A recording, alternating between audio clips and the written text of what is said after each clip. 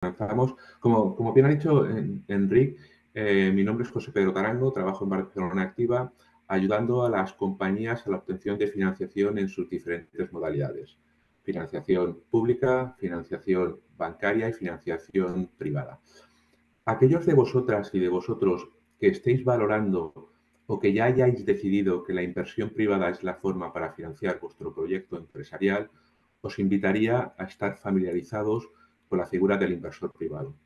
Figura que en los últimos tiempos pues, goza de una gran notoriedad. Así prácticamente a diario vemos, leemos o escuchamos en los medios generalistas y sobre todo en los medios especializados noticias donde un o varios inversores han decidido invertir su dinero en un nuevo proyecto empresarial. El objetivo específico de la sesión de hoy es ver quién son estos inversores privados, cuál es su modelo de negocio, cuáles son los criterios por ellos empleados a la hora de discriminar un proyecto invertible del no invertible, determinar cuáles son las fases en las que se divide un proceso de negociación y cuáles son los principales derechos políticos y económicos que ellos se reservan y que van a regular su entrada, convivencia y posible salida de la empresa participada.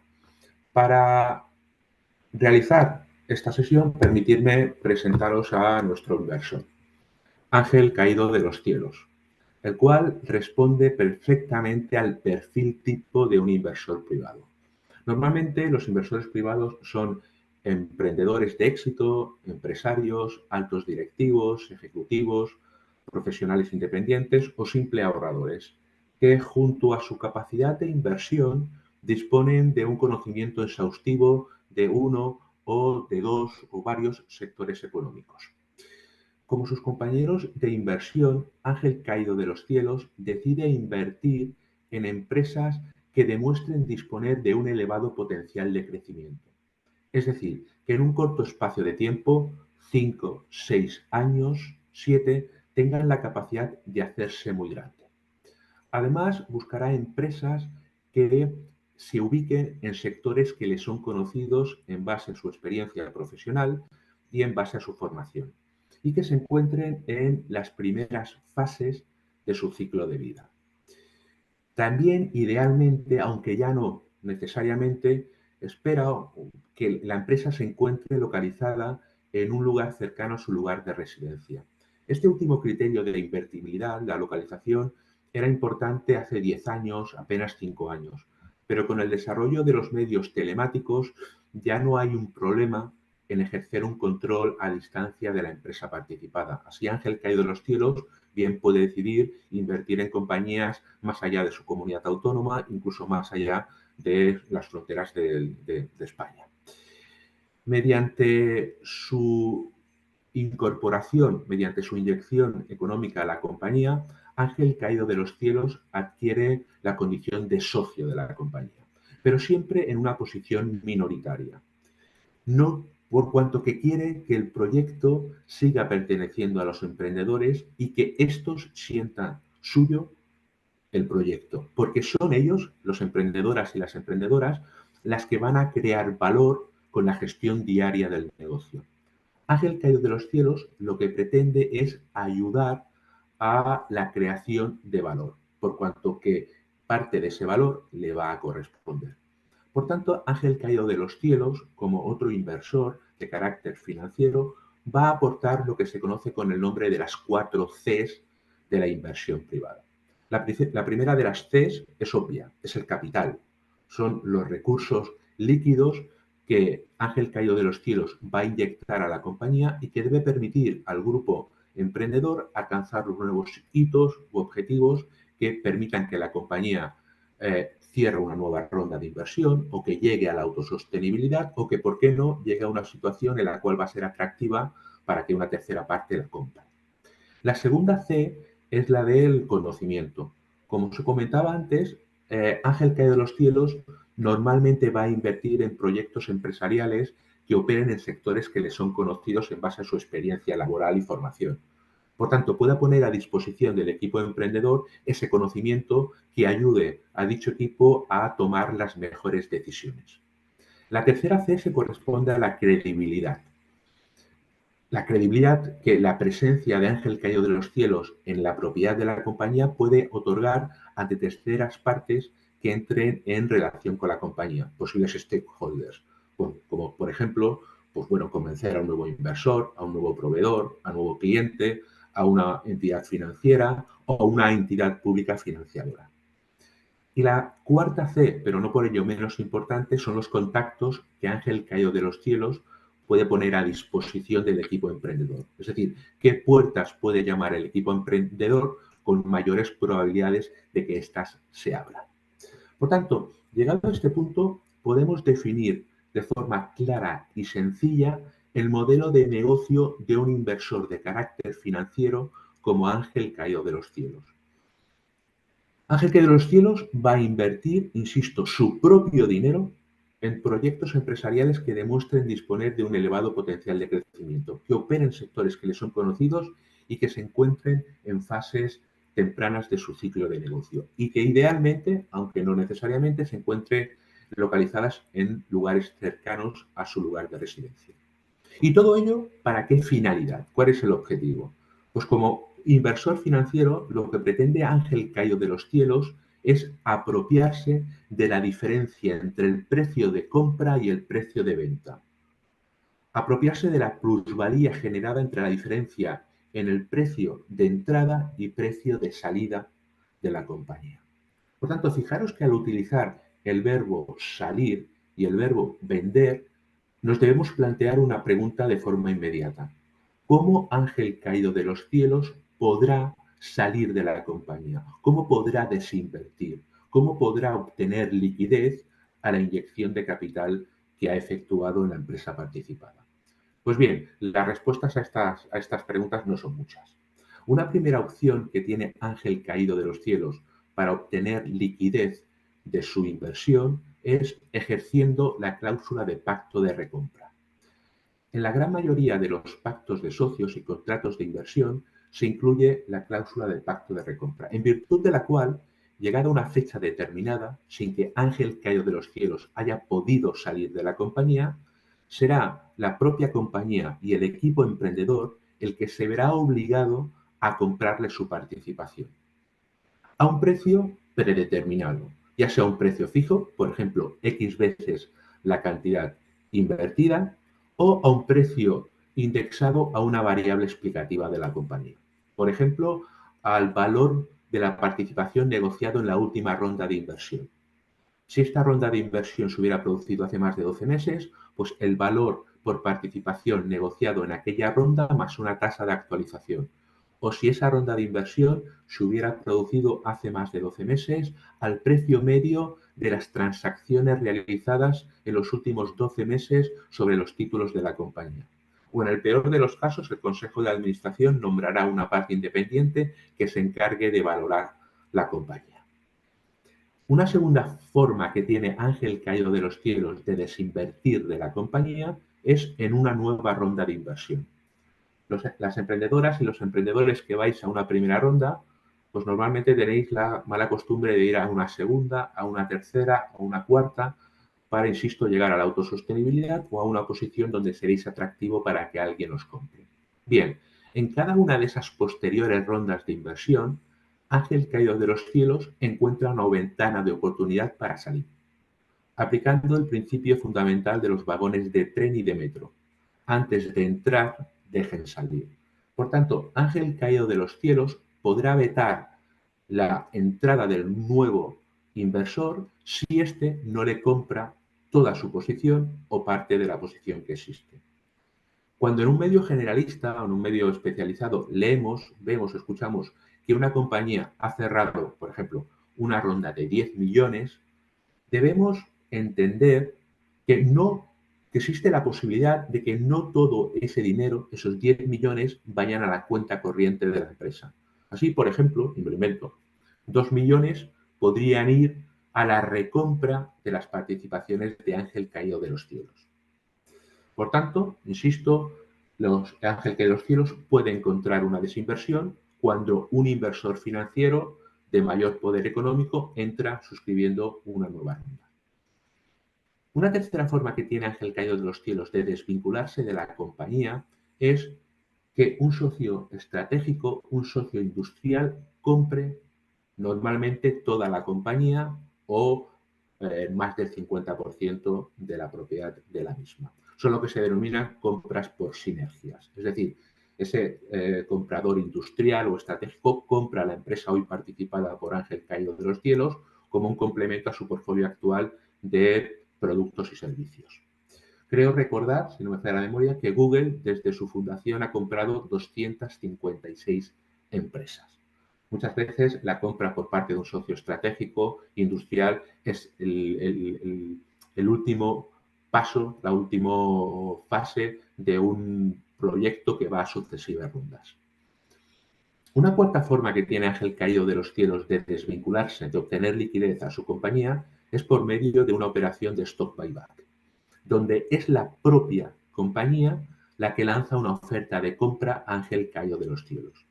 Como podéis suponer, esto normalmente sucede cuando la evolución de la compañía es buena y genera mucha caja. De tal forma que los emprendedores pueden decidir lanzar una oferta de compra a los socios capitalistas para limpiar el cap table. Entonces, si esa oferta es suficientemente atractiva, Ángel Caído de los Cielos bien puede decidir vender su posición. Con las participaciones compradas, pues normalmente la compañía las elimina para incrementar el valor de las participaciones que queden en el capital, o bien, por ejemplo, las puede dedicar a diseñar e implementar un plan de incentivos basados en stock options. Otra de las formas que tiene Ángel Caído de los Cielos de obtener liquidez a su inversión es con una venta en secundario. En este caso, Ángel Caído de los Cielos, de forma independiente, y pongo entre comillas, de forma independiente, llega a un acuerdo con otro socio inversor para realizar una compra y venta entre estas dos partes. Es decir, las participaciones irán desde Ángel Caído de los Cielos al nuevo socio y del nuevo socio irá el dinero al bolsillo de Ángel Caído de los Cielos. Existen, por ejemplo, fondos de Venture Capital que solo compran en secundario. Otra posibilidad que tiene Ángel Caído de los Cielos, y es la última, es esperar que la compañía salga a bolsa, es decir, haga una IPO, comienza a cotizar en un mercado organizado de compra y venta de valores. Esto es difícil en nuestros ecosistemas, si bien nosotros tenemos en el entorno de Barcelona Activa dos casos que lo han hecho posible. Pero bueno, con la salida a bolsa de la compañía y después de normalmente cumplimentar el periodo de bloqueo durante el cual Ángel Caído de los Cielos no va a poder vender su participación en el mercado, bueno, pues podrá venderlas a valor de cotización. Y estas son las formas que tiene un inversor de salir de una compañía. Bueno, mentira, me dejo una, que le voy a hacer referencia a ella.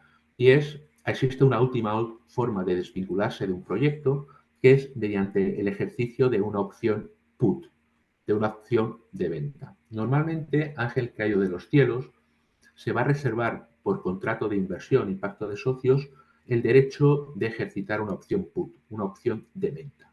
Precisamente Y eso es precisamente el segundo de los factores que debéis tener en cuenta y debéis incorporar a vuestra oportunidad de inversión. Como inversor financiero, Ángel Caído de los Cielos quiere multiplicar por el mayor número de veces la cantidad invertida en la compañía. Quiere multiplicarla por 10, por 20, por 30, por 40, por 50, por 100, por 200 veces. La pregunta inmediata que nos podemos realizar es ¿por qué diablos un inversor quiere multiplicar, obtener estos múltiplos, si estos múltiplos son posibles y si son frecuentes? Comenzaremos por las dos últimas preguntas. ¿Son frecuentes estos grandes múltiplos en la salida? La respuesta es que no. Son algo excepcional. ¿Pero son posibles? La respuesta es que sí. Supongo que conocéis a la persona que está ahora proyectada en la diapositiva. Se trata de Lance Armstrong. No vamos a entrar aquí en cuestionar su ética deportiva, ¿vale? Bastante cuestionable, por otra parte. Pero lo que no podemos cuestionar es su buen ojo como inversor privado. Así fue capaz de multiplicar por 200 veces los 100.000 euros invertidos en Uber. De tal forma que esa inversión de 100.000, perdón, euros no, dólares, esos 100.000 dólares se acabaron convirtiendo en 20 millones. Cosa que sin duda alguna le ha dado mayor rédito que ganar de forma honesta o deshonesta alguna vuelta a Francia. Sin duda alguna, desde el punto de vista de los múltiplos, es una operación extraordinaria, pero queda empequeñecida si tenemos en cuenta otras operaciones como las realizadas por este señor, al cual no tenéis por qué conocerle. Se trata de Fred Wilson, uno de los grandes inversores americanos. Bien, pues en una de sus últimas desinversiones, en Coinbase, en un exchange de criptomonedas, ha sido capaz de multiplicar casi por 2.000 veces la cantidad invertida. Compró las acciones a centavos de dólares, a 0,20 dólares, y ha sido capaz de venderlas a 328,28 dólares. Sin duda alguna, nuevamente desde el punto de vista de los múltiplos obtenidos, una operación extraordinaria. Pero también queda empequeñecida si tenemos en consideración otras operaciones. Así, por ejemplo, se rumorea que Peter Thiel, el fundador de PayPal, ha sido capaz de multiplicar por 50.000 veces la cantidad invertida en Facebook. Por tanto, a esas preguntas de si son posibles estos múltiplos, la respuesta es que sí. ¿Es frecuente? La respuesta es que no. Y nos queda por responder la última pregunta. ¿Por qué diablos un inversor de corte financiero como Ángel Caído de los Cielos busca tan elevados múltiplos en la salida? Pues la respuesta a esta pregunta las tiene las matemáticas y las tiene la estadística. Estadística que proporcionan los estudios en cuanto a la rentabilidad obtenida de este tipo de inversión de tan elevado componente de riesgo. ¿Qué nos dice esa estadística? Pues nos dice que si Ángel Caído de los Cielos prevé realizar 10 inversiones y antes de realizar ninguna de esas 10 inversiones, este ya sabe cómo se van a distribuir en cuanto a la rentabilidad esperada. Insisto, Ángel Caído de los Cielos pretende realizar 10 proyectos, 10 inversiones, pero no ha realizado ninguno. Pero espera, y así lo pone de manifiesto las estadísticas de este tipo de inversiones, que en 6 de esas 10 inversiones multiplique por cero, pierda toda la cantidad invertida. Estos son lo que se conoce en el mundo de la inversión privada como los write-off, es decir, la imputación como pérdida de toda la cantidad invertida en la empresa participada. Por tanto, 6 de esas 10 lo pierde todo. Pero además, en 3 de esas 10 inversiones prácticamente va a recuperar lo invertido. En algunas va a poder multiplicar por 7, por 5, pero en otras va a poder multiplicar por dígitos inferiores a la unidad perdiendo dinero. Estos son los proyectos que se denominan en el mundo de la inversión privada como los walking dead, los muertos vivientes. Y son proyectos que para el inversor no se van a traducir en grandes múltiplos, pero ojo, para el equipo emprendedor y para sus trabajadores pueden ser extraordinarios proyectos. ¿Por qué? Porque al final van a poder retirar de ahí salarios, nóminas que van a mantener a sus correspondientes familias sin ningún tipo de problemas. Por tanto, la connotación negativa solamente es para el inversor. Por tanto, fijaros que en el 90% de las inversiones, 9 sobre 10, el inversor no va a obtener o no espera obtener elevados múltiplos. Así, la estadística, por tanto, deja un estrecho margen, un 10% o un proyecto sobre 10, donde estadísticamente cabe esperar elevados múltiplos a la salida. Estos son los que se conocen en el mundo de la inversión privada como home runs, utilizando la jugada por excelencia del béisbol, o cañonazos, utilizando una jerga más castiza. Fijaros que la obtención de estos múltiplos, de estos elevados múltiplos en este único proyecto, en 1 sobre 10, es lo que le permite a Ángel Caído de los Cielos que su modelo de negocio sea sustentable, que sea viable, que sea factible. Porque con estos múltiplos va a compensar el resto de los proyectos fallidos. Se entiende que un buen inversor ha obtenido un buen rendimiento cuando es capaz de multiplicar por 3 la cantidad invertida, la cantidad global invertida. Considerando, insisto, que por 3 es la media. Y en ese por 3 hay que considerar ese proyecto bueno y el resto de proyectos no tan buenos, incluso ese 60% de proyectos totalmente fallidos. Ahora bien, esta distribución que planteamos ángel caído de los cielos, ¿se sustenta en algún dato empírico? Veámoslo. En un ejercicio de transparencia, la red de inversores del Seed Rocket ha hecho públicos cuáles hubieran sido los rendimientos que hubiéramos obtenido si hubiéramos invertido 10.000 euros en cada uno de los ganadores de las diferentes ediciones del campus del Seed Rocket. Para aquellos que no lo conozcáis, el Seed Rocket es una red de inversores privados conformados por emprendedores de éxito en el mundo de Internet. Así, cada año pues hacen 2 o 3 calls de proyectos y de esos proyectos seleccionan algunos y deciden invertir en otros tantos. Bien, pues en este ejercicio de transparencia, insisto, nos enseñan qué hubiera pasado si hubiéramos invertido 10.000 euros en todos y cada uno de las empresas ganadoras de esos certámenes de campus del Seed Rocket.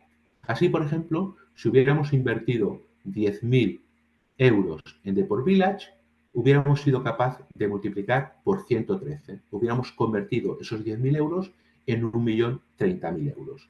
Si hubiéramos invertido 10.000 euros en Habitísimo, hubiéramos sido capaces de multiplicar por 70. Fijaros que hay un grupo reducido de proyectos donde los múltiplos son elevados, ¿vale? Superiores a 20. Hay luego otro número de proyectos, desde Novicap hasta Palvin, donde los rendimientos, los múltiplos, son más modestos. Y luego hay un amplio número de empresas, 24 en concreto, donde el múltiplo logrado ha sido 0. Luego hay unas 36 que todavía están activas y donde todavía no se ha conseguido salir. Bien, si traducimos en porcentajes estas salidas, vemos que en un 14% los múltiplos superan a 7. En un 30% nos movemos con múltiplos entre 1 y 7 y el 56% de las empresas donde se ha salido ha sido un write-off, una pérdida total y absoluta de la cantidad invertida. Por tanto, fijaros que estos porcentajes extraídos de los resultados del Seed Rocket no se alejan en exceso de esa rentabilidad esperada por ángel caído de los cielos antes de realizar las 10 inversiones. Por tanto, fijaros que el juego de la inversión privada es el juego de buscar ese home run, ese cañonazo. Ahora bien, ¿cuál es el problema que tiene Ángel caído de los cielos? Pues el problema que tiene es que si bien sabe cómo se va a distribuir el éxito de sus 10 inversiones, no sabe cuál es el proyecto bueno, no sabe cuál es el home run, no sabe cuál es el cañonazo, no sabe cuál es el caballo ganador. ¿Cómo asegurarse, por tanto, de que entre esas 10 inversiones va a encontrar un cañonazo, un home run, un caballo ganador? Pues exigiendo a todas y cada una de esas 10 inversiones ese potencial de convertirse en algo muy grande, en un home run. Si Ángel caído de los cielos no estima que todas y cada una de esas operaciones no tiene ese potencial, esa capacidad de obtener tan elevados múltiplos, no va a entrar. Y esta es quizás una de las cuestiones que más me cuesta trasladar a las emprendedoras y a los emprendedores. Un inversor privado no se conforma con un proyecto rentable. Quiere un proyecto invertible. Y ese proyecto invertible es aquel que se puede hacer muy grande y que le va a poder compensar el resto de los proyectos fallidos. Normalmente un inversor privado espera con un único proyecto recuperar la inversión realizada en todas las operaciones de esta tipología de nivel de riesgo. Por tanto, cuando vosotras y vosotros habléis por primera vez con un inversor privado, lo que él va a estar haciendo mentalmente es comprobar, aplicando una serie de filtros, si vosotras y vosotros tenéis esa potencialidad de convertiros en algo muy grande. ¿Y cuáles son esos criterios de selección aplicados por Ángel Caído de los Cielos y sus compañeros de inversión? Veámoslos de forma rápida. Un primer criterio que va a determinar la invertibilidad de un proyecto para Ángel Caído de los Cielos es el equipo promotor.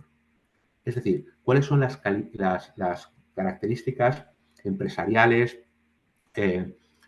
técnicas del equipo promotor, cuál es su vinculación con el problema, la necesidad, el daño que quieren curar, cómo se han conocido el equipo emprendedor, cuál es su capacidad de, en torno a una idea, armar un buen equipo inicial, cuál es su capacidad para obtener validación técnica, social, de mercado de esa idea, cuál es la capacidad para conseguir financiación ligada, por ejemplo, a la I+D, cuál es el nivel de compromiso que tiene el equipo emprendedor para con el proyecto, compromiso en cuanto a aportaciones dinerarias, no dinerarias, dedicación temporal, compromiso en cuanto a reputación.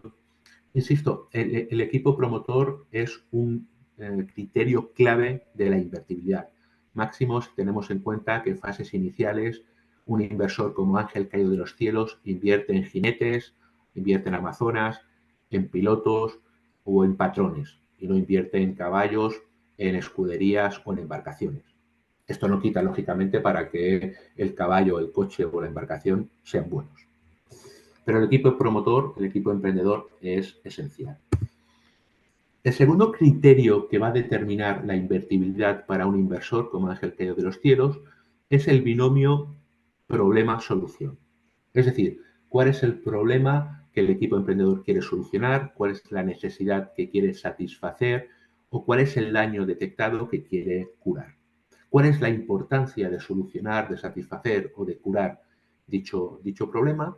¿Y cuál es la diferenciación de la solución aportada con las soluciones ya existentes? En este sentido, el inversor privado quiere conocer cuánto mejor, cuánto más rápidos o cuánto más baratos sois vosotros con respecto a las soluciones que ya están operando en el mercado. Y este cuánto más rápido, cuánto mejor o cuánto más barato no ha de ser incremental, sino que ha de ser una diferenciación disruptiva. No vale con ser un 10% más barato, sino 10 veces más barato. Un tercer criterio de invertibilidad es la escalabilidad del modelo de negocio. Es decir, cuál es la facultad que tiene vuestro modelo de hacer incrementar vuestros ingresos de forma exponencial más allá de vuestra estructura de costes. Ahora tenéis proyectado en la siguiente diapositiva el gráfico que les encanta a los inversores. Es el gráfico de la escalabilidad, donde los ingresos adquieren esa forma de stick de hockey, de tal forma que van creciendo de forma exponencial con el paso del tiempo, mientras que la estructura de costes está controlada. Fijaros que con el paso del tiempo ese diferencial entre ingresos y gastos se incrementa y eso no deja de ser el resultado de la compañía y de tal forma que al incrementarse ese diferencial, ese resultado pueda llegar a ser atractivo para que un socio industrial, un socio estratégico pueda comprar a la compañía. Frente a este modelo de escalabilidad, existe el modelo de replicabilidad no tan interesante para el inversor privado, por cuanto que el incremento de los ingresos va en paralelo o casi en paralelo con el incremento de los costes. Bueno, pues este sería, por ejemplo, un modelo típico del retail o un modelo típico de la consultora, donde al final nuestros ingresos van traducidos a un incremento de costes hora hombre, hora mujer. Un cuarto criterio fundamental para un inversor privado es el timing. ¿Por qué ahora? ¿Por qué la compañía ahora llega al mercado? O llega demasiado pronto, donde los clientes, usuarios no son conscientes de la necesidad, del problema o del daño a curar, o llega demasiado tarde, cuando en lugar de encontrarnos un océano azul, nos encontramos un océano rojo teñido de la sangre de los competidores. Entonces, bueno, en este sentido, el inversor va a querer conocer si es el momento adecuado para lanzarse para llegar al mercado y no tenemos que competir con 10, 15 players donde el crecimiento va a suponer la inversión de tiempo y dinero para arañar cuota de mercado que hoy tienen nuestros competidores. Otro de los criterios que determina la invertibilidad es el mercado. ¿Cuál es el atractivo del mercado donde la compañía está operando? Es decir, cuál es su tamaño, cuál es su volumen, cuál es la tasa de crecimiento, cuál es la rentabilidad, cómo confluyen en él las fuerzas de Porter, es decir, competidores, productos sustitutivos, clientes, competencia o nuevos competidores que puedan aparecer. Lógicamente, cuanto mayor sea el volumen del mercado atendido, más interesante va a ser para el inversor privado por cuanto más podemos crecer. Y cuanto más podamos crecer, más atractivos vamos a ser para un tercero dispuesto a pagar los múltiplos deseados. No obstante, mercados pequeños también se pueden defender. ¿Cómo? Pues bueno, justificando ante el inversor que hoy es un mercado pequeño, pero mañana será un mercado grande debido a las tasas de crecimiento. O bien también podemos decirle al inversor, oye, hoy estamos en este mercado donde reconocemos que su volumen no es considerable, pero es un mercado temporal que, por cuanto que vamos a saltar a un mercado de mayor tamaño. O una tercera posibilidad para defender un mercado pequeño es que, aun siendo pequeño, no existe un player, un líder claro en ese mercado. Y bueno, nos deja ahí la posibilidad de establecernos como líder de ese mercado. Bueno, pues no sé si supongo que todos sabéis que hay empresas que lo están haciendo muy bien, pues alquilando pistas de pádel, siendo el mercado del pádel pues relativamente pequeño. O existen compañías que lo están haciendo muy bien, comercializando, vendiendo lanas de tejer, siendo también un mercado bastante nicho. Otro de los criterios fundamentales para el inversor es la ventaja competitiva. Es decir, ¿qué tenemos? ¿Qué hacemos? ¿Cuál es nuestro secreto? ¿Cuál es nuestra magia? ¿Cuál es la pócima que nos hace invencibles?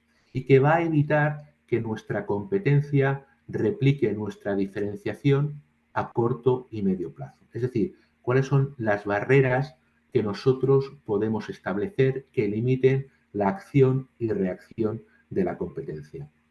Normalmente la ventaja competitiva suele ser una consecuencia de alguno de los siguientes factores.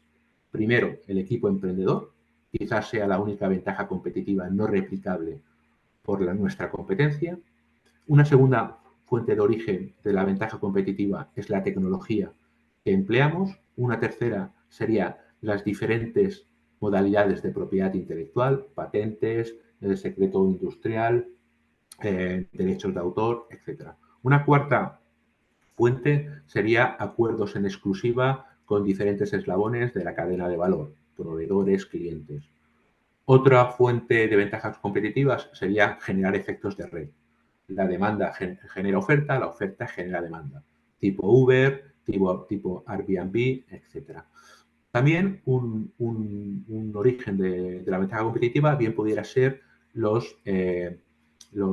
capacidad que tenemos de establecer barreras de salida una vez que nuestro cliente o usuario ha adoptado nuestra solución. Por ejemplo, pensar en un programa de contabilidad o en un ERP, ¿de acuerdo? Donde, bueno, una vez que la compañía tiene todo su histórico de contabilidad, le va a ser complicado salir de allí. O pensar, por ejemplo, en Facebook, donde si aparece una nueva red social, pues nos va a costar o nos vamos a pensar muy bien trasladar todo nuestro timeline, todo nuestro pasado a una nueva red social. Bueno, al final tenemos que explicar al inversor privado cómo nuestra diferenciación se va a poder mantener en el tiempo. Y aquí permitirme hacer un inciso para establecer la diferencia entre, para la redundancia, entre diferenciación y ventaja competitiva. La ventaja competitiva es aquello que permite que nuestra diferenciación se mantenga en el tiempo. Por ejemplo, pensemos que yo tengo una trattoria, tengo un restaurante donde se hacen pizzas y he decidido lanzar una pizza en forma de estrella y lo estoy petando. Cada noche tengo todas las mesas llenas en 2 turnos porque la gente quiere probar mi pizza en forma de estrella. Bueno, mi éxito puede generar el interés de otros dueños de otros restaurantes que quieran venir. ¿En qué se basa mi éxito? Y una noche puede venir un dueño de una trattoria, de un restaurante de pizzas, y ver que mi secreto está en ofrecer una pizza en forma de estrella. Bien, ¿cuánto tiempo tardará en ese dueño, en mi competidor, en imitarme? Nada. Por tanto, esta diferenciación es una diferenciación efímera, porque no se sustenta en ninguna ventaja competitiva. Insisto, la ventaja competitiva es aquello que nos permite ser diferentes a lo largo del tiempo. Otro de los criterios de invertibilidad, muy importante para mí, es el histórico de logros alcanzados por el equipo emprendedor en el momento de iniciar conversaciones con el inversor privado. Ángel caído de los cielos, la única forma que tiene de minimizar el riesgo futuro de su inversión es confiar en el equipo emprendedor y qué ha hecho este antes, de acuerdo, de esa primera entrevista. Por tanto, cuanto mejor sea el histórico alcanzado por el equipo emprendedor, mayores serán las probabilidades que tenemos de convencer a ese inversor privado. Insisto, ¿cuál ha sido nuestra capacidad en torno a una idea de montar un buen equipo emprendedor? La capacidad de obtener validación técnica, científica, de mercado de nuestra idea, la capacidad de contratar unos buenos primeros trabajadores, la capacidad de obtener financiación vinculada a la I+D altamente competitiva, la capacidad de obtener un primer producto mínimo viable, la capacidad de obtener unos buenos resultados en un entorno de prueba controlado, la capacidad de obtener unos buenos resultados en un entorno de prueba no controlado, la capacidad para obtener unos primeros clientes, la capacidad para que esos clientes moneticen, la capacidad para que ninguno de estos clientes se dé de baja, la capacidad para incrementar nuestro portfolio de clientes. En definitiva, ¿cuáles han sido los logros alcanzados? Pensar que son muchos los inversores que dicen que ellos invierten en dos únicas cosas, en personas y en métricas. Y si no nos conocen de nada, nos van a invertir por los objetivos que hemos alcanzado. Otro de los criterios que determina la invertibilidad para Ángel caído de los cielos es los objetivos que pretendemos alcanzar con su dinero. Y fijaros, no estoy diciendo en qué nos vamos a gastar el dinero, que también es importante para el inversor, pero es más importante decirle qué vamos a conseguir con nuestros objetivos. Porque en base a lo que alcancemos, podemos justificar ante el inversor que estaremos en una posición para levantar una nueva ronda, que estaremos en una posición para llegar a la autosostenibilidad o que estaremos en una posición suficientemente interesante para que alguien nos compre. Y por último, pero no menos importante, el criterio de exit, el criterio de salida. Acordaros, el ángel caído de los cielos no va a entrar en la compañía si no intuye que hay una puerta de salida, que hay una luz al final del túnel. Desde que Ángel caído de los cielos entra en una compañía, dos son sus máximas preocupaciones. La primera de ellas es que vosotras y vosotros, en tanto que emprendedores y emprendedoras, creéis valor en la compañía. Y la segunda es encontrar a alguien que como mínimo le compre su participación. Por tanto, vosotras y vosotros debéis hacerle ver, en alguna de las formas que hemos comentado anteriormente, que va a existir esa luz al final del túnel. Bueno, y estos son básicamente los criterios que utiliza un inversor para discriminar un proyecto invertible de los no invertibles. Dicho esto, yo estoy convencido que cuando yo derivo una oportunidad a 100 inversores, esos 100 inversores aplican estos criterios de invertibilidad. Ahora bien, la conclusión a la cual llegan es totalmente distinta. 99 no verán la oportunidad y uno puede que la vea. Por tanto, si bien los criterios, los tipos de criterios son objetivos, su aplicación es totalmente subjetiva, donde de 99 inversores no ven un tamaño de mercado suficiente, uno lo ve. Donde 99 no ve un equipo de emprendedores consolidados, uno sí que lo ve. o donde 99 no ve una ventaja competitiva, uno sí que lo ve. Esta subjetividad en la aplicación de criterios explica por qué hay determinadas oportunidades de inversión tempranas que aún nos costaría entender cómo nadie las vio. Así, por ejemplo, los primeros inversores que analizaron Airbnb decidieron no invertir en ella porque consideraban que nadie iba a estar lo suficientemente loco para dejar que alguien desconocido entrara en su casa para destrozarla. No creyeron en el modelo de negocio. Tampoco los primeros inversores que evaluaron Dropbox invirtieron porque consideraron que el almacenamiento de datos informáticos estaba condenado a pocos márgenes, a ser un negocio no escalable. O incluso los primeros inversores que analizaron YouTube decidieron no entrar. Por tanto, insisto, la invertibilidad de un proyecto es totalmente subjetiva al inversor. Si bien los criterios que aplican son los mismos, insisto, la conclusión a las que llegan es totalmente distinta. En base a estos criterios y en base también a un informe que ha realizado la Asociación Española de Business Angels, podemos destacar cuáles son los sectores que a priori van a ser interesantes para los inversores en el año 2024. Así, en este estudio se ha preguntado a los inversores asociados a esta red, a esta organización, dónde esperaban invertir este año. Así, un 32% de los encuestados dijeron que iban a añadir a su portfolio de empresas participadas empresas vinculadas con las tecnologías en el sector de la salud. Otro 25% dijo que su sector o un sector interesante para realizar operaciones era el sector de la biotecnología.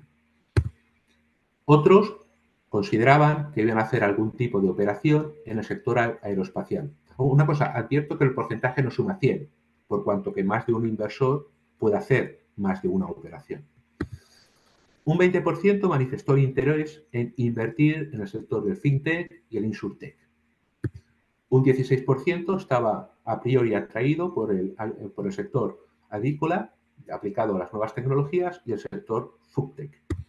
Un 16% estimaba que iba a hacer alguna operación dentro del sector software, un 15% dentro del ámbito de la educación, un 13% en el sector de bienes de consumo y un 12% en tecnologías verdes. Y por último, un 10% tenía pensado invertir en algún proyecto vinculado con el sector de la moda. Bien, con eso que se dice que lo que sucede en Estados Unidos es lo que va a pasar aquí dentro de 8-12 meses, en la siguiente diapositiva tengo información relativa a cuáles han sido los sectores que han atraído la atención y la inversión privada en Estados Unidos. Son datos publicados por Carta. Carta es una empresa americana que se dedica a comercializar en la modalidad de software as a service una solución para que las compañías gestionen su cap table, sus rondas de inversión, sus planes de incentivos, convertible notes, SAFE, etc. Bien, pues de sus clientes, de 725 rondas de serie A que se han realizado, estos son los sectores hot. Por operaciones, software as a service ha concentrado 167 operaciones, luego health-tech, biotech, fintech y analytics. Por dinero movido, las energías renovables con 14,2 billones de dólares, PropTech, hardware, ciberseguridad y biotech. Y si es por valoración de la compañía, pues PropTech, EdTech, Web3, hardware y renovables. Bueno, no sé si esto al final se traducirá en un mayor interés por estos sectores en España, pero bueno, puede existir esa correlación, o de hecho existe muchas veces esa correlación de lo que sucede en Estados Unidos con lo que sucede en Europa.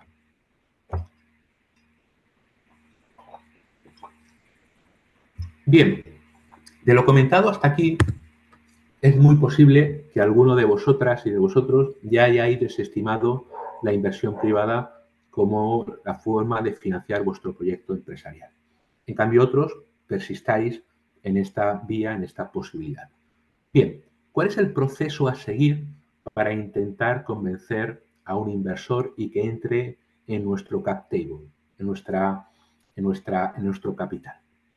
Bien, mi primer paso, o el primer paso de este camino, o al menos el que yo recomiendo, es conocer quién son los inversores privados. Es decir, cómo piensan, cuál es su modelo de negocio, cuáles son los criterios de invertibilidad, cómo es negociar con ellos y cuáles son los principales derechos políticos y económicos por ellos reservados. Quizás esta cápsula sea un buen primer punto de partida. Una vez conocido el inversor privado, el segundo paso que yo recomiendo es decidir si es esta la forma de financiación que queréis para vuestro proyecto. Si es este el socio que queréis en vuestro camino.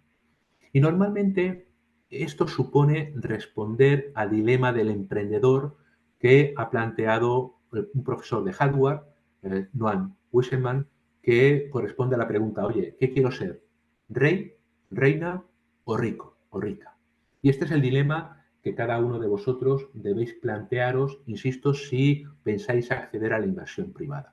Y este dilema de ser reina o rey o rico o rica no existe una respuesta acertada. Cada uno tendrá su propia respuesta y será la acertada.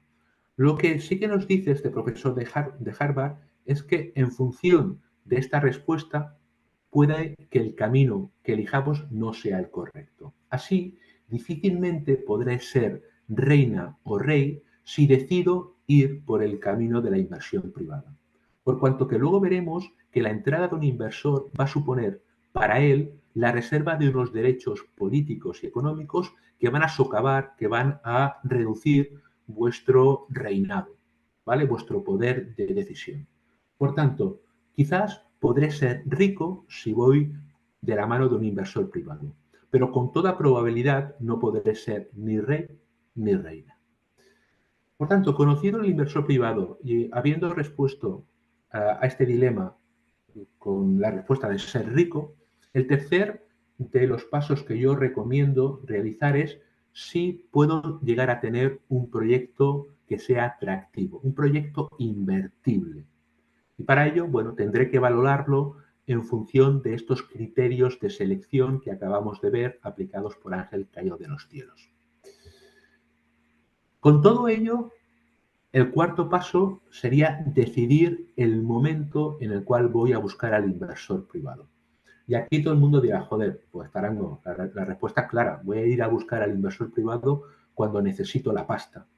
Y yo os diré, bien, correcto, tenéis toda la razón. Pero a esa necesidad le debemos añadir el histórico de hitos alcanzados. Recordad que para el inversor es muy importante cuál es el histórico de objetivos, de hitos que habéis alcanzado, por cuanto que esta es la única forma que tiene de minimizar el riesgo que plantea el futuro. Acordaros de esa dualidad de los inversores. Invierto en personas o invierto en métricas. Y si no os conocen de nada, van a invertir solo en métricas, en hitos y objetivos que habéis alcanzado.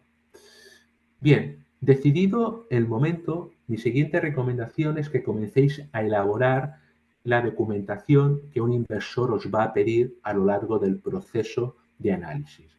Y dentro de esta documentación, pues yo os diría elaborar un resumen ejecutivo. Es decir, en una hoja de un folio, representar la oportunidad de inversión que sois, atendiendo a esos criterios de invertibilidad que busca un inversor. A este resumen ejecutivo os diría que le debéis añadir dos presentaciones, un Investor Deck y un Pitch Deck. El Investor Deck es aquella presentación que yo enviaré a un inversor por email y es una presentación cuya estructura debe estar relacionada con los criterios de invertibilidad y debe ser una presentación suficientemente autoexplicativa, por cuanto que vosotras y vosotros no vais a estar y el inversor que recibe por mail la presentación debe ser capaz de entenderla, comprenderla sin vuestro apoyo. A esta presentación, para ser enviada, insisto, le tenéis que añadir una presentación para ser utilizada en una reunión face-to-face con un inversor o con un grupo de inversores. Es una presentación que va a tener la misma estructura que la anteriormente comentada, haciendo relación a los criterios de invertibilidad, pero en cuanto a su contenido, en cuanto a la información que se dispone en el lienzo de la diapositiva, ha de ser mucho más minimalista, porque allí vais a estar vosotras y vosotros, vuestra verbalización, y los protagonistas sois vosotros, no es el PowerPoint. ¿Qué otra documentación debería tener? Pues el plan económico y financiero. Es decir, debéis ser capaz de trasladar vuestra oportunidad de inversión en un plan financiero. También es recomendable, aunque cada vez es menos demandada, hacer un plan de empresa. En 30 o 40 páginas, no hace falta escribir la Biblia, pues transcribir en letras, en párrafos, vuestra oportunidad de inversión. Todavía hay inversores de la vieja escuela que quieren ver la coherencia de vuestro proyecto escrita. Y luego, por último, os recomendaría tener también un cap table. Normalmente el cap table es un documento realizado en Excel donde vosotras y vosotros vais a detallar quién son los socios de la compañía, qué tipo de títulos tiene cada socio, cuáles han sido las aportaciones a capital, prima de asunción o de emisión realizadas, cuál es el porcentaje de propiedad y si habéis reservado algún porcentaje del capital para diseñar e implementar un plan de incentivos, ya sea basado en stock options o en phantom shares. Una vez elaborado este material o de forma paralela, mi consejo también es que pongáis orden en vuestra empresa. Y este orden significa recopilar, clasificar y escanear la información de la compañía en relación a diferentes temáticas. Temática societaria, temática fiscal, temática contable, temática comercial, temática laboral, cumplimiento de la OLPD, etc. ¿Por qué digo escanearla? Porque lo ideal es que esta información clasificada y escaneada la subáis a un disco virtual para crear lo que se denomina un Virtual Data Room. Es decir, un espacio virtual donde vosotras y vosotros daréis acceso al inversor que se muestre interesado para consultar información de vuestro proyecto. Bien, realizado todo este trabajo de planificación, llega el momento en que en torno a un café, o mejor, en torno a una cerveza, el equipo emprendedor determine cuáles son sus derechos políticos y económicos de partida, aquellos derechos que quieren reservar en el momento de la negociación. O dicho de otra forma, conociendo cuáles son los derechos políticos y económicos que se reservan un inversor privado, cuáles son aquellos que no quiere ceder, al menos de partida. Luego serán objeto de modificación en función de cómo evolucione la negociación. Pero debemos tener un punto de partida en la negociación. Bien, fijado esos puntos iniciales, esos derechos iniciales de negociación ante un inversor, es el momento de salir de la trinchera e ir a luchar al campo de batalla. Y ahí lo que os propongo es realizar un trabajo de prospección del mercado, del ecosistema de los inversores operativos en España. Y para ello existen muchísimos recursos. Existen listados públicos de inversores, existen páginas web, podcasts, noticias, es decir, es información bastante accesible. Una vez identificados los inversores, y simplemente a través del Excel podemos efectuar un ejercicio de plasmación para cada uno de los inversores de una estrategia, de su estrategia de inversión.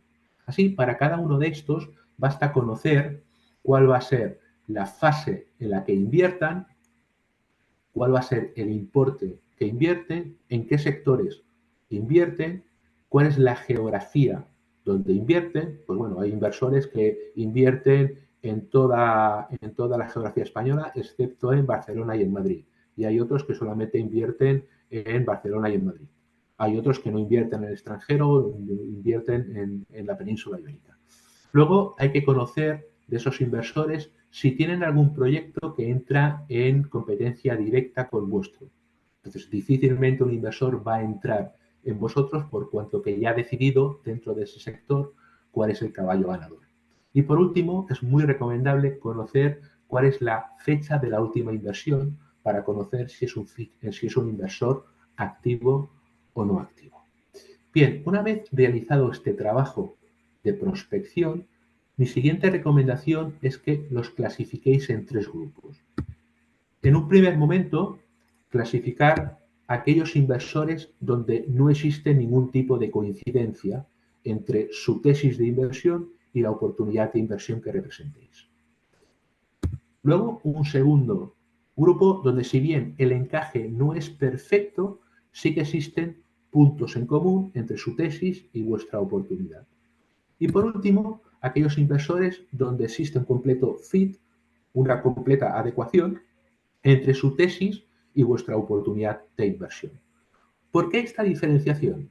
Pues bien, para evitar el contacto con aquellos inversores donde no existen ninguna probabilidades de lograr un sí.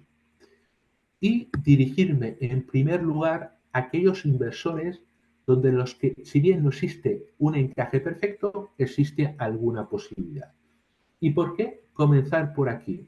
Porque posiblemente muchas de vosotras y de vosotros hagáis esto por primera vez. Y es muy posible que vuestra oportunidad de inversión aún tenga debilidades, aún tenga puntos débiles que necesiten ser fortalecidos. Bien, pues con el más que probable no de este grupo de inversores, al menos lo que van a hacer es entrenarse y al menos lo que van a hacer es detectar, en base a la opinión de estos inversores, esas debilidades, esos puntos flacos, de tal forma que intenten generar un argumento para fortalecer esas debilidades. Por tanto, una vez ya experimentados y una vez ya han fortalecido su propuesta de inversión, acudir a aquellos inversores con los que existe un perfecto encaje. Estos contactos deben ser concentrados en la mayor brevedad de tiempo posible. Tener presente que la búsqueda de inversión privada no es una carrera de fondo, es una carrera de sprint. Por tanto, intentar contactar con el mayor número de inversores posibles en el menor corto espacio de tiempo.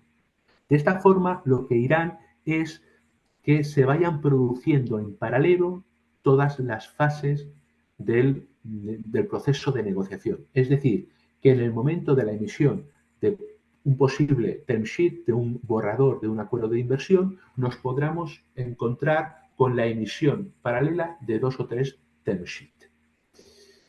Bien, ¿cómo contactar con estos inversores? Evitar en la medida de lo posible la puerta fría. Los inversores privados tienen un mecanismo terriblemente eficiente para tratar las oportunidades de inversión que le vienen a puerta fría.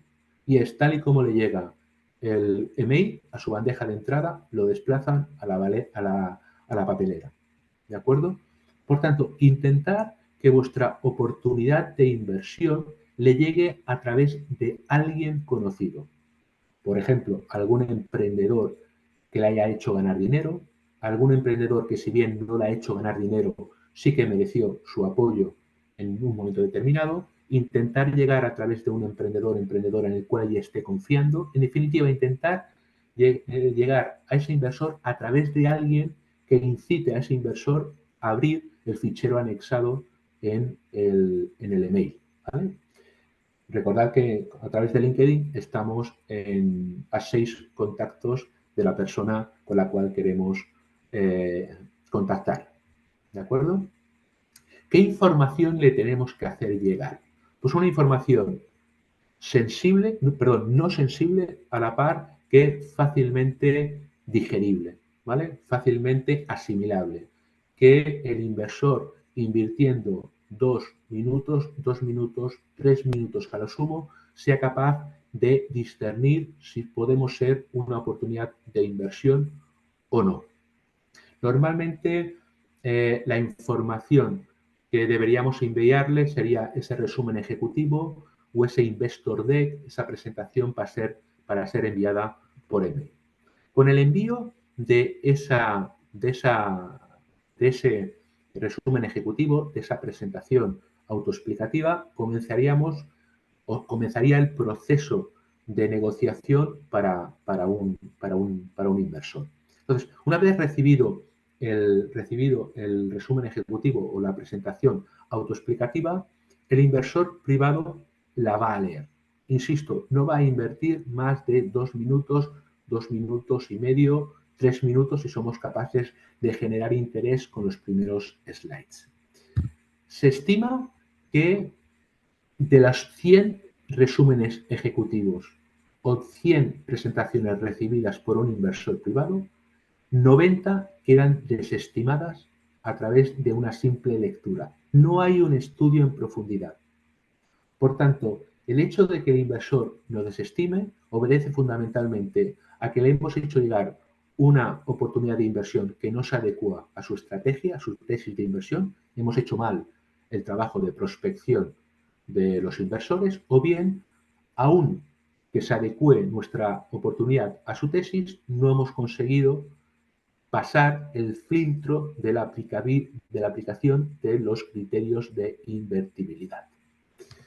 Por tanto, en ese 10% de los proyectos que pasan ese primer filtro, esa lectura, el inversor privado, ángel caído de los cielos, estima que hay un adecuado equilibrio entre el riesgo que representa el proyecto y la oportunidad de obtener un buen rendimiento con la salida o desinversión en esa operación. Entonces, es en estos 10 proyectos donde ángel caído de los cielos va a reclamar más información.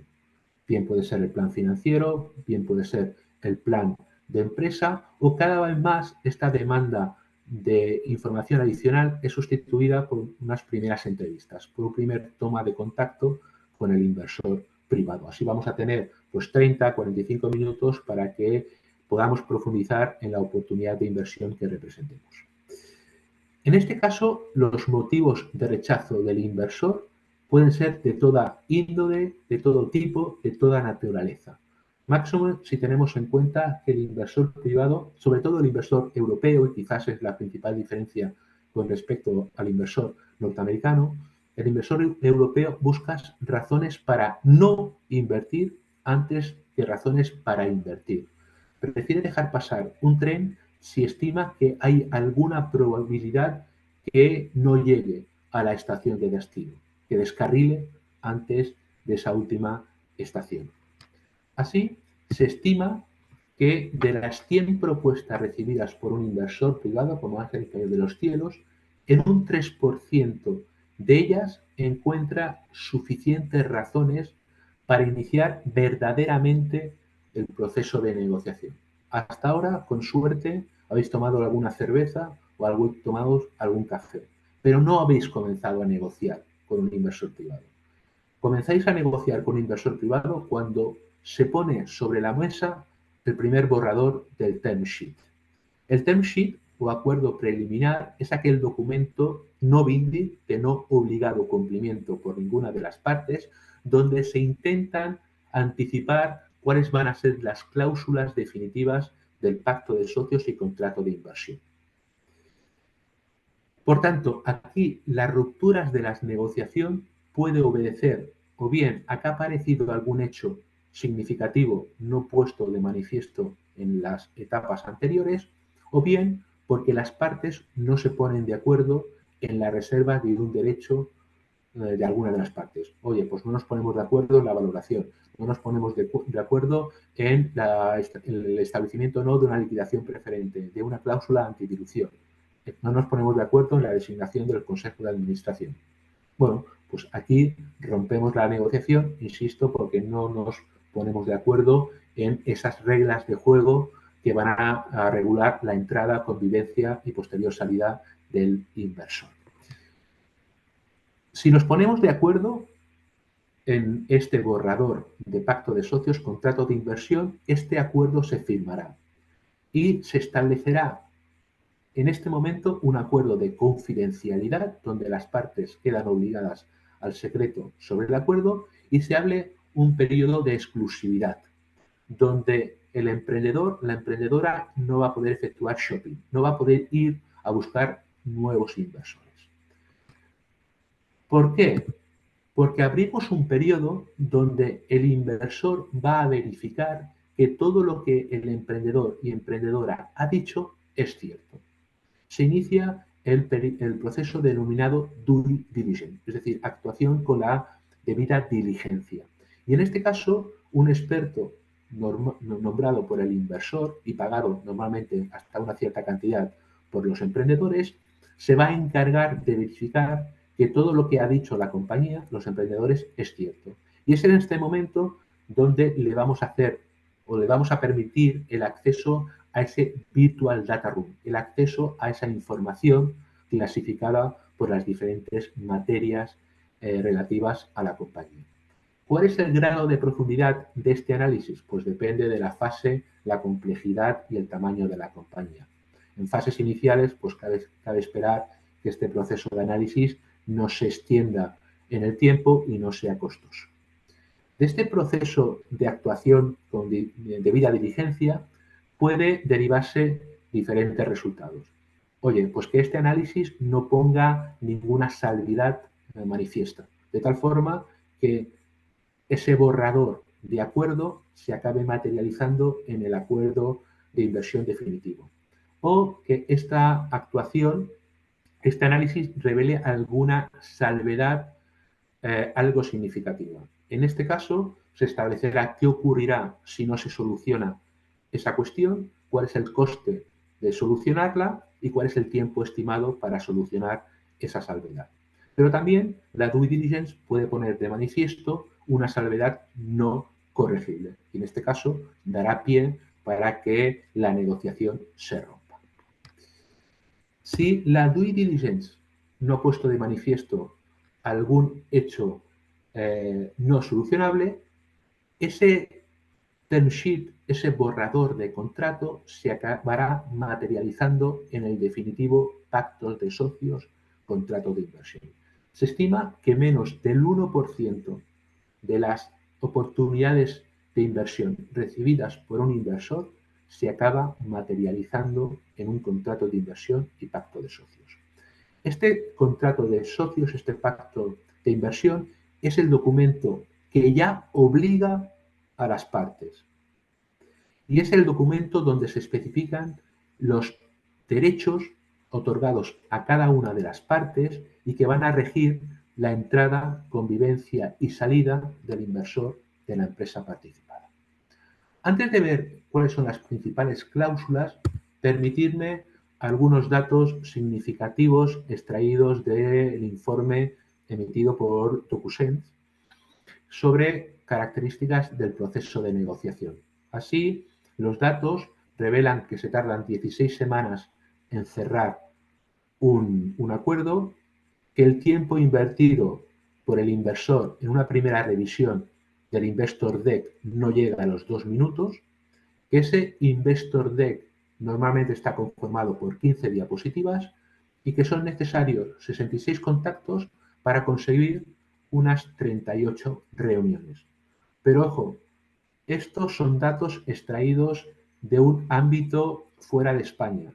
En España es mucho más complicado, dado que el ecosistema inversor es mucho más reducido que si los trasladamos a otros ámbitos y a otros países europeos.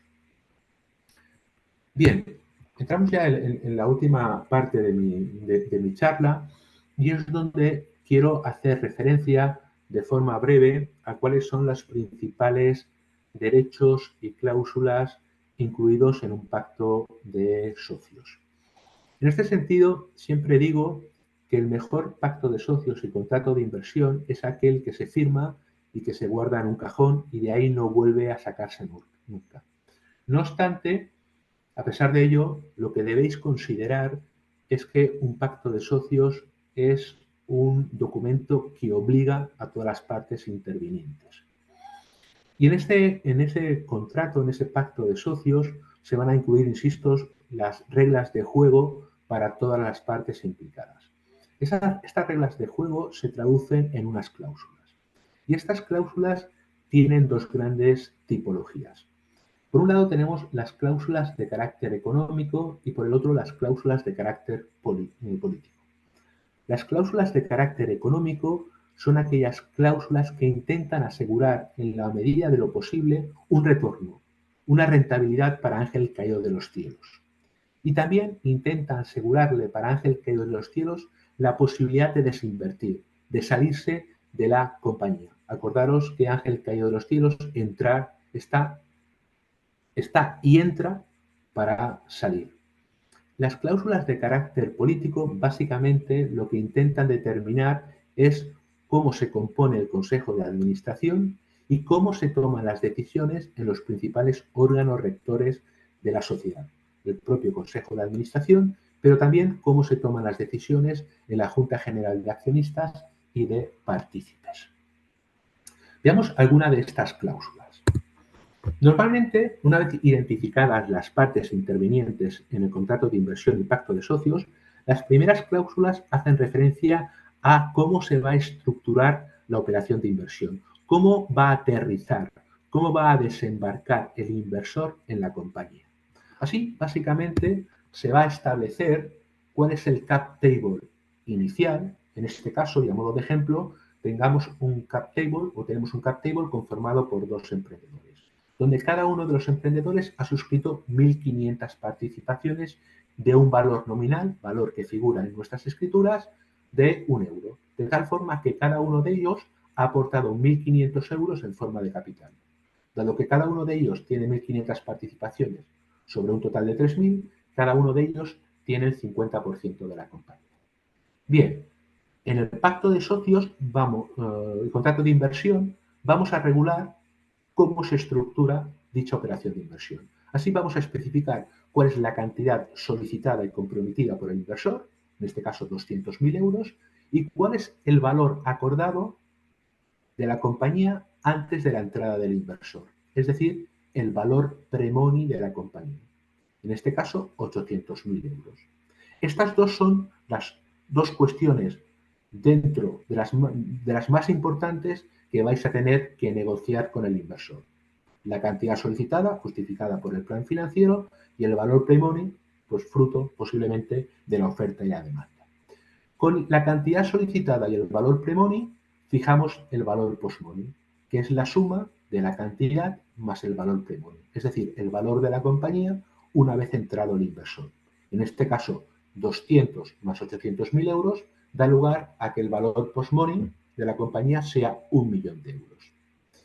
Determinado esas variables, ya determinamos cuál es el valor por participación que damos al inversor. Y es el cociente resultante de dividir la cantidad solicitada entre el valor post-money. Es decir, 200.000 euros entre 1.000.000 daremos al inversor el 20% de la compañía. También determinamos, y así tendrá que quedar especificado en el contrato de inversión y pacto de socios, el valor por participación negociado con el inversor. En este caso, 266,67, que es el resultado de dividir el valor pre-money antes de la entrada del inversor con el número de papeles de participaciones que existía antes de la entrada del inversor. 800.000 entre 3.000 nos da esos 266,67. En el contrato de inversión, pacto de socios, tendréis que también especificar, y así se detalla, cómo queda el cap table después de la entrada del inversor. En este caso, el emprendedor 1 seguirá teniendo las 1.500 participaciones a valor nominal de 1 euro, 1.500 euros de capital. Emprendedor 2, lo mismo, pero el inversor inyectará 750 euros en forma de capital que corresponde a 750 participaciones de un valor nominal de 1 euro. ¿De dónde salen estos 750? Pues sale de redondear a la baja los 200.000 euros, que es la cantidad que invierte el inversor, entre el valor por participación, 266,67. Y redondeándolo a la baja nos da esos 750.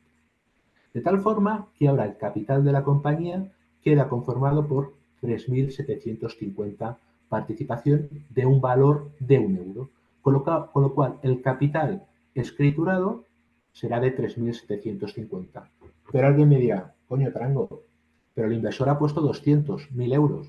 ¿Dónde está la diferencia? Pues la diferencia es un concepto denominado prima de asunción en una sociedad limitada o prima de emisión en una sociedad anónima.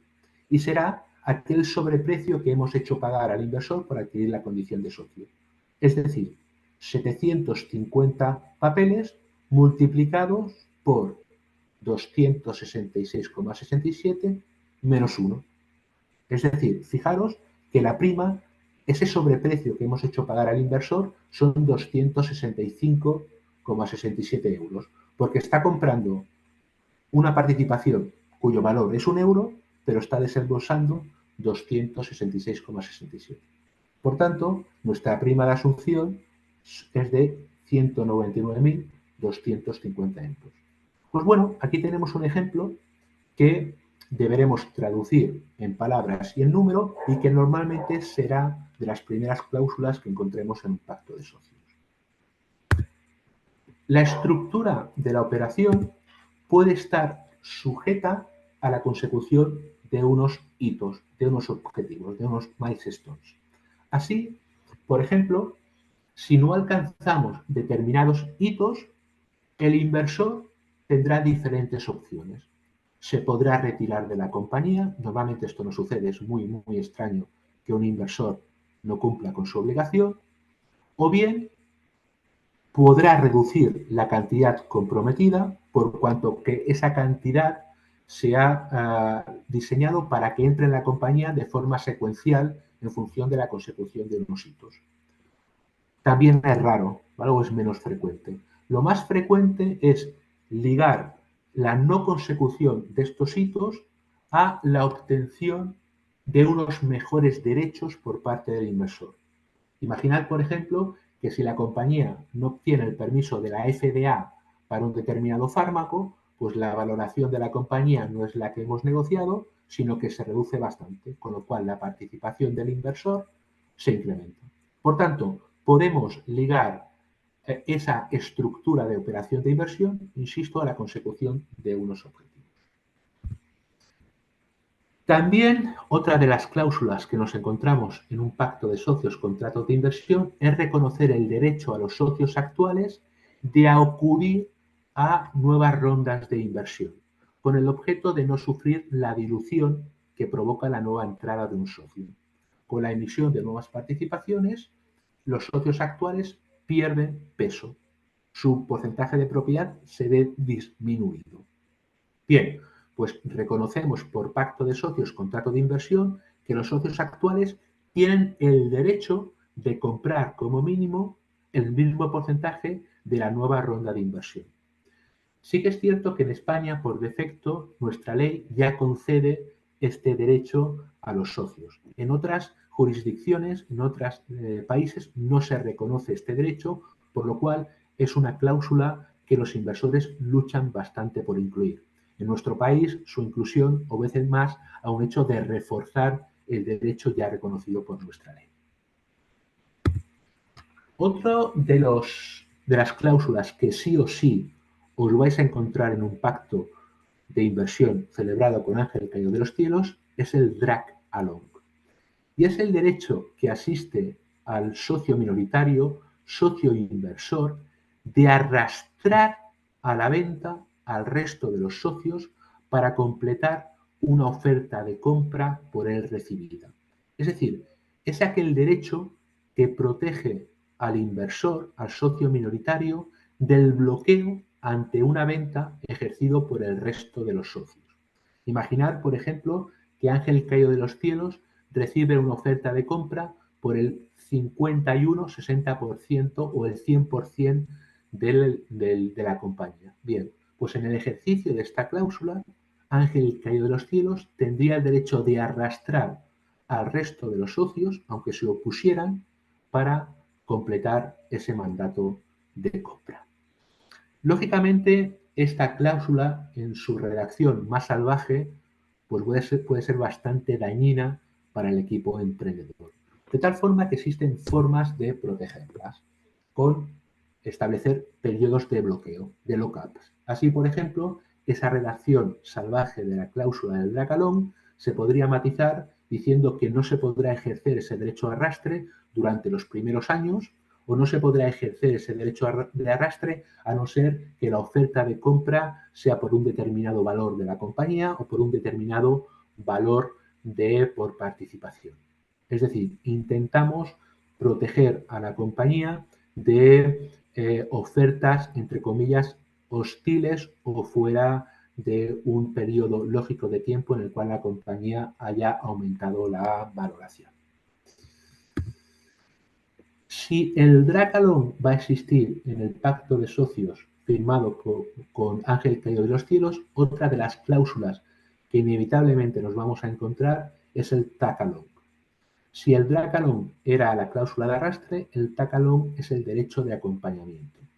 Y es el derecho que asiste a el socio inversor, socio minoritario, de vender toda o parte de su participación juntamente con el socio mayoritario, el socio emprendedor, si éste decide vender a un tercero.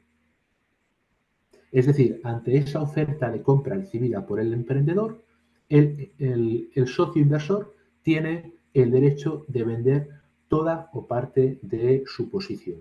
Aquí, el hecho de vender toda o parte de su posición dependerá de cuál es el porcentaje de participación vendida por el equipo emprendedor. Normalmente, si el equipo emprendedor vende más del 50% de la propiedad de la compañía, el inversor se reserva el derecho de vender el 100% de su participación. Si la venta del equipo emprendedor no significa el cambio en el control efectivo de la sociedad, si vende menos del 50%, pues normalmente el inversor puede vender a prorata, puede vender su porcentaje de participaciones en función al porcentaje de propiedad que tiene la compañía. Insisto, esta es una cláusula que sí o sí os la vais a encontrar. Porque, insisto, defiende al inversor de la marcha del equipo emprendedor, que ha sido fundamental para que él invierta, y también le protege de convivir con un socio que él no ha elegido. Esta la hemos comentado antes.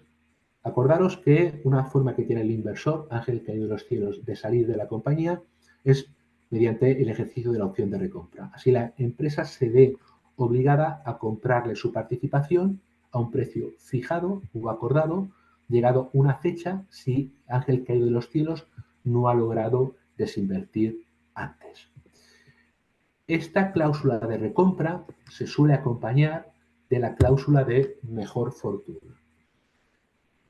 ¿Qué significa esta cláusula? Imaginar que Ángel Caído de los Cielos, en el ejercicio del pacto de recompra, ha vendido su participación al equipo emprendedor. Bien, a través de mejor fortuna, Ángel Caído de los Cielos se reserva el derecho de apropiarse de parte de la plusvalía que se obtenga si el equipo emprendedor decidiera vender, enajenar esas participaciones en un futuro. Así, Ángel Caído de los Cielos podrá apropiarse de un porcentaje de esa ganancia que obtiene el equipo emprendedor con la venta de esas participaciones. Esa ganancia suele establecerse por un periodo, normalmente 12 meses, y ese porcentaje de apropiación de la ganancia que se obtenga con la venta de las participaciones previamente compradas Ángel Caído de los Cielos se va reduciendo en el tiempo. Por ejemplo, en el primer mes, pues Ángel Caído de los Cielos tendrá derecho a quedarse con el 80% de la plusvalía obtenida con la venta de sus participaciones.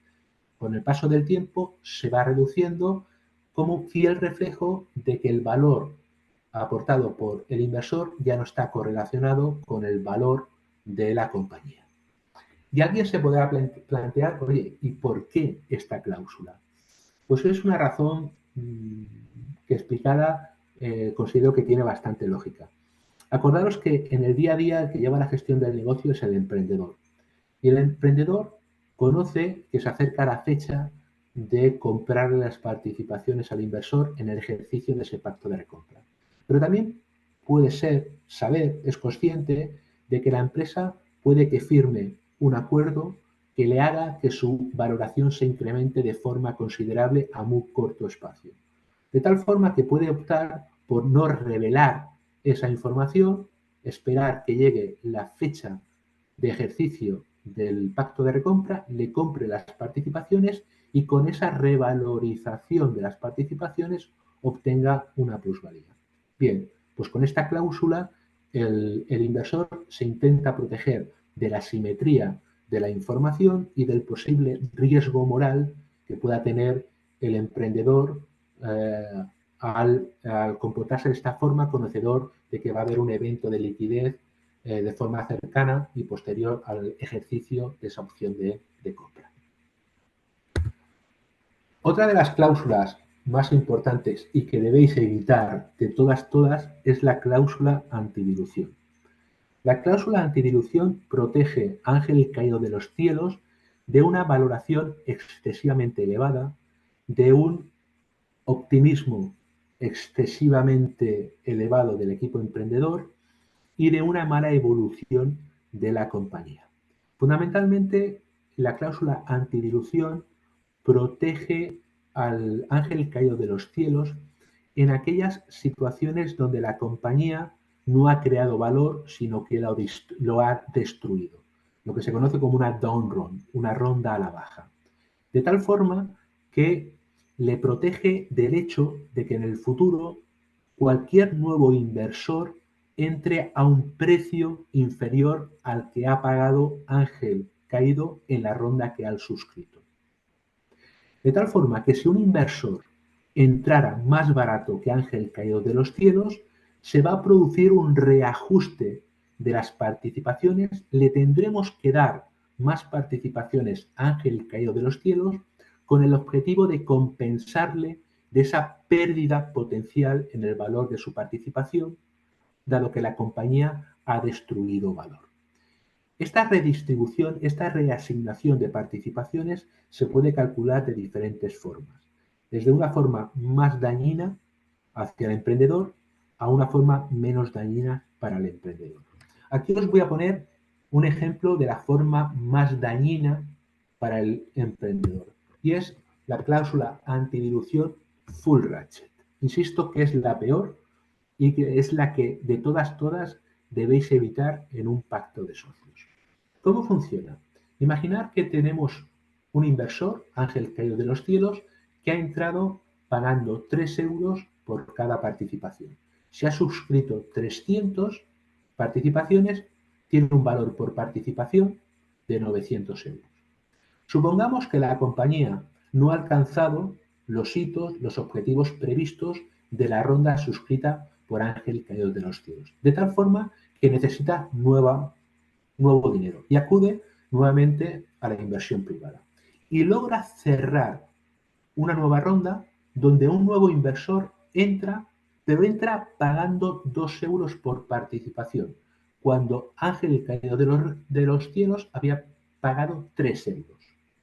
Debido a la nueva ronda de inversión, el valor de la participación de Ángel caído de los cielos es de 600. Es decir, 300 papeles multiplicados por 2 son los 600 euros. Es decir, Ángel caído de los cielos, como consecuencia de la negativa evolución de la compañía, ha sufrido una pérdida potencial de 300 euros. 900, que era lo que valía, lo que se valoraba, a 600 que se valora hoy. Por tanto, Ángel caído de los cielos, en virtud de la cláusula de antidilución, nos va a pedir que le compensemos esa pérdida de valor.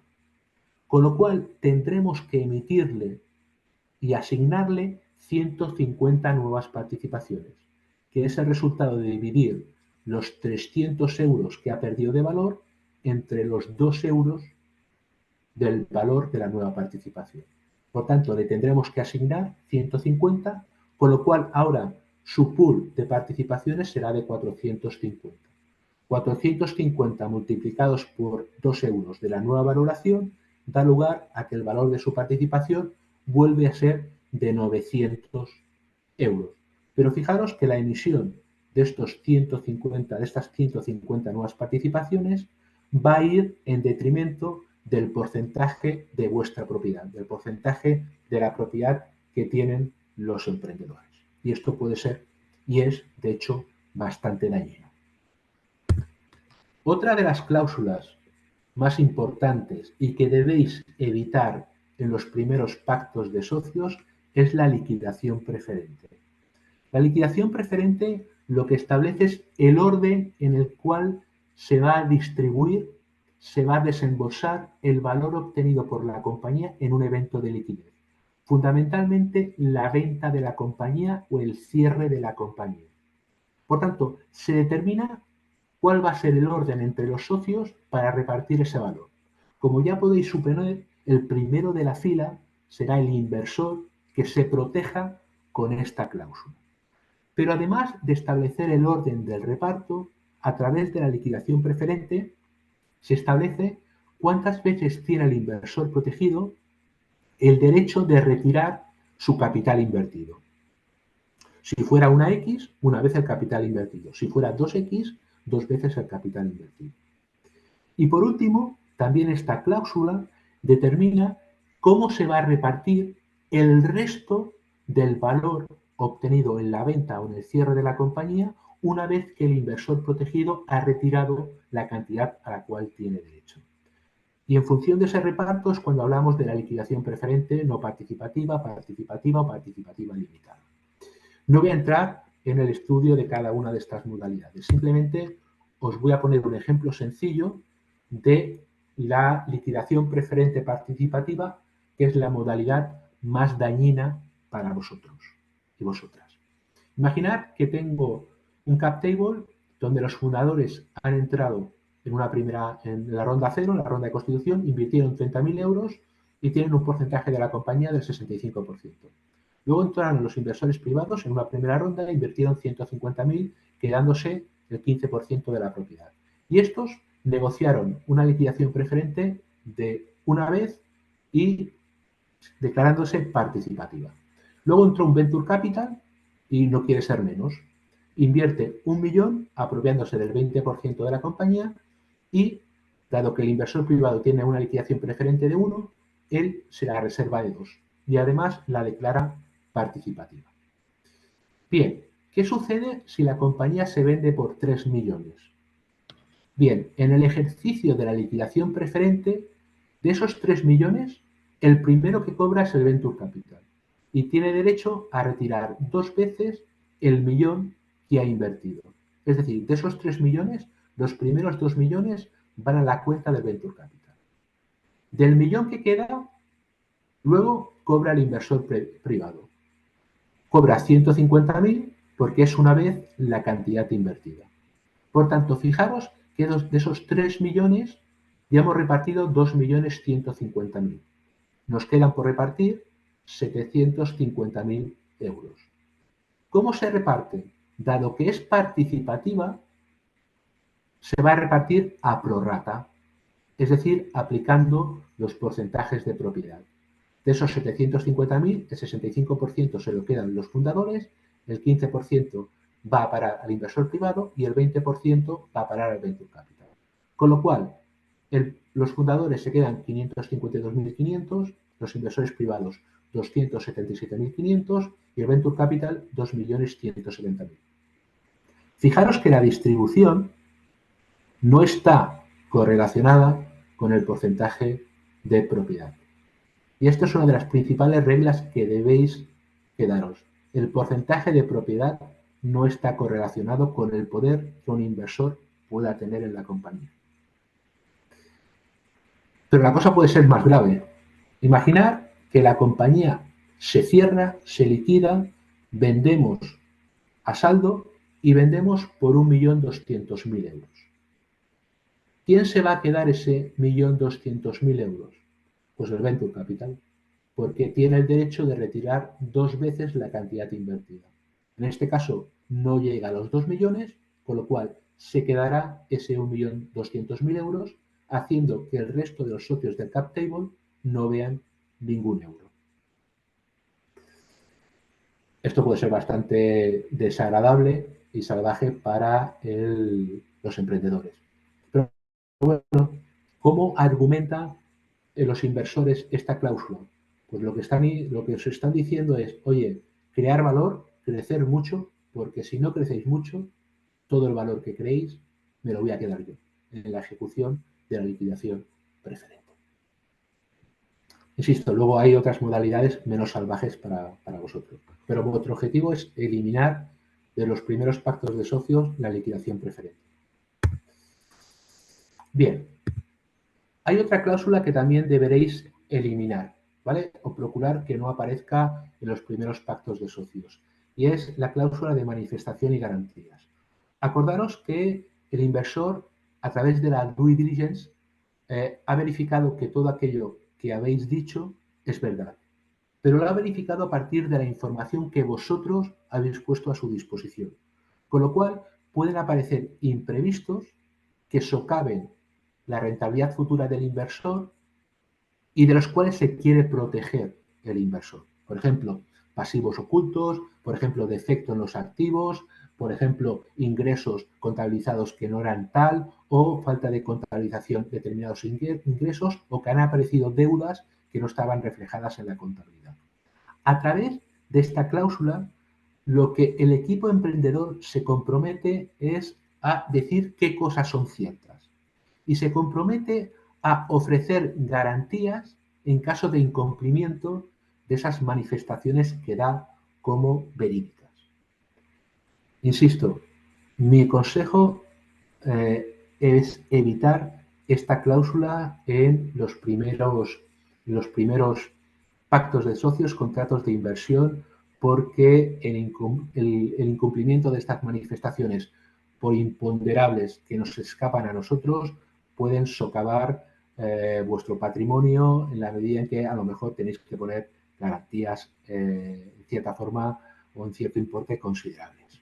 Por tanto, evitar esta cláusula. Otra de las cláusulas ya de carácter político, insisto, tiene como objetivo determinar cómo se conforma el Consejo de Administración, cuántos son los puestos y quién se encarga de designar esos puestos y cómo se distribuyen el cargo de presidente y el cargo de secretario. Y además se establece cuáles son los derechos de veto que vamos a otorgar a los consejeros nombrados por el inversor. Es decir, cuáles son aquellas decisiones en las cuales el inversor se puede oponer, aunque el resto de los miembros del Consejo de Administración estén a favor. Pues, por ejemplo, pues, la aprobación de los presupuestos, la aprobación del plan de negocio, la aprobación del reparto de los resultados, la aprobación de las cuentas anuales, la contratación de ejecutivos, directivos, la contratación de familiares del equipo emprendedor, la política salarial del equipo emprendedor, la declaración de disolución, la modificación de los estatutos, la aprobación de ampliaciones de capital, las aprobaciones de derechos susceptibles de convertirse en capital, phantom shares, stock options, convertibles, etc. Es decir, existen como 2 o 3 hojas donde se especifican cuáles son las decisiones donde el Consejo de Administración o los miembros designados por la parte de inversora tiene ese derecho de veto. También se va a especificar cuál es el sistema de información a reportar a los miembros del Consejo de Administración y a los socios inversores que no forman parte del Consejo de Administración. Por pacto de socios se determina cuál es la información, los canales y la periodicidad para hacer llegar esa información a los socios. También se va a especificar cláusulas relativas a la protección del personal. Acordaros que uno de los criterios fundamentales del inversor es el equipo emprendedor. Por tanto, va a querer asegurarse el inversor la vinculación del equipo emprendedor para con el proyecto. Y es aquí cuando se establece la cláusula de exclusividad. Solamente vamos a poder prestar nuestros servicios a la actividad participada.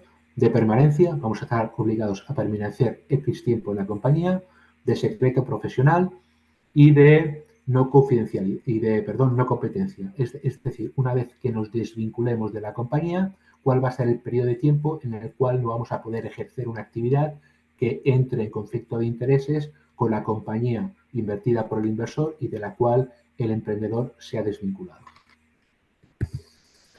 Otra de las cláusulas más preocupantes para el emprendedor es el calendario de consolidación o reverse vesting. Acordaros que he comentado que el inversor privado invierte por el equipo emprendedor. Por tanto, quiere asegurarse la vinculación del equipo emprendedor para con el proyecto. De esta forma, lo que va a hacer el inversor o lo que va a establecer por pacto de socios es que las participaciones, las acciones que tenga el emprendedor, si bien están a su nombre, no son suyas. Solamente serán suyas si cumple una obligación, si cumple con unos objetivos. Hasta cumplir con ese objetivo, el resto de los socios, la compañía tiene el derecho de recomprarle su participación a un precio establecido. Voy a poner un ejemplo de calendario de consolidación. Normalmente es el más habitual. Y es un reverse vesting a 4 años con un cliff a 12 meses y con devengo trimestral. ¿Qué significa? Significa que en este momento inicial el emprendedor tiene en su posesión, a su nombre, determinadas participaciones, determinadas acciones, pero no son suyas. Están a su nombre, pero no las ha consolidado, no se las ha devengado, no las ha apropiado. Solamente estando los 4 años podrá apropiarse, consolidar, habrá devengado el 100% de las participaciones. Es decir, ya estarán a su nombre y ya serán suyas. Cada uno de los años que pase devengará el 25% de esas participaciones. Con la salvedad del primer año, el cliff. ¿Qué significa el cliff? Es el periodo inicial de tiempo donde el emprendedor no devenga, no consolida, no se apropia de ninguna de las acciones o participaciones que tenga. De tal forma que si se fuera al acabar el primer trimestre, al acabar el segundo trimestre, al acabar el tercer trimestre o en cualquier punto intermedio antes de acabar el cuarto trimestre, se iría sin nada, porque el resto de los socios tiene la potestad de adquirir sus participaciones a un precio establecido, a valor nominal o al valor que ha desembolsado ese socio por adquirir las participaciones. Solo estando el último día del vesting, de esos 12 meses, adquirirá de una tacada el 25% de sus participaciones. Hará suya el 25% de los títulos. Después, con cada uno de los trimestres que pase, hará suyo el 6,25% de las participaciones o acciones. Es decir, irá reduciendo en un 6,25% las opciones de compra del resto de los socios. Y eso es el devengo trimestral, ¿vale? En este caso, con el paso de cada trimestre, se adquiere el derecho del 6,25%. Con el paso de los sucesivos trimestres, se llega al momento en el cual el emprendedor ya puede decir que el 100% de su posición ya es suya. Es algo bastante desalentador para el emprendedor, que puede confiar desde el momento en que cierra la ronda que las participaciones son suyas y, en cambio, a través de esta cláusula, pues no es así. También en el pacto de socios se debería regular qué sucede si algún miembro del equipo emprendedor se desvincula de la compañía. Imaginad que dentro del calendario de consolidación, un emprendedor o emprendedora se va concluido el primer semestre del tercer año. ¿Vale? ¿Qué sucederá con las participaciones o acciones que, estando a su nombre, no ha consolidado? ¿Y qué sucederá con las que ya ha consolidado? Bien, pues la respuesta a esta pregunta depende del motivo del por qué se vaya. Y es aquí cuando diferenciamos un bad liver de un good liver. Bad liver obedece a que el abandono, la desvinculación del socio obedece a su voluntad o a un incumplimiento de sus deberes. Por ejemplo, ha tomado decisiones contrarias al interés de la compañía, ha malversado fondos, ha sido declarado culpable de un delito grave. Bien, si la mancha ha sido declarada con un bad liver, vamos a castigar al emprendedor que se ha ido. Le compraremos la participación no devengada al precio establecido y la devengada, la que ya es suya, a un precio punitivo. Por ejemplo, a un descuento significativo sobre el valor de la última ronda de inversión. En definitiva, castigamos la marcha del socio. Frente a bad liver tenemos el good liver. En este caso, la marcha del socio de la compañía no obedece a su voluntad o a un mal comportamiento, sino, por ejemplo, a razones de enfermedad, incapacidad, jubilación, muerte o a cualquier otro motivo no catalogado como bad trigger. En este caso, no se le castiga al socio que se va. Así, le permitimos o le compraremos sus participaciones a un precio no punitivo o incluso le permitiremos que se las lleve a casa, que ya sean suyas definitivamente. Pero el objetivo, insisto, con el bad liver y el good liver es determinar qué hacemos con las participaciones del socio que abandona el proyecto con el objetivo de eliminar la posible existencia de lo que se denomina el dead equity o capital muerto de la compañía. Ya por último, o última de las cláusulas que se suele incluir es que el inversor va a exigir que todos los activos inmateriales estén a nombre de la propiedad, a nombre de la compañía. Es decir, toda la marca, toda la patente, todos los modelos de utilidad, todo el código fuente actual y futuro queden a nombre de la compañía y que la compañía se reserve los derechos de explotación actuales y futuros a nivel mundial de esos activos. Y ya por último, otra de las cláusulas que se incluyen es que cualquier socio que se decida incorporar a la compañía deberá adherirse en su totalidad y sin salvedades al pacto de socios existente.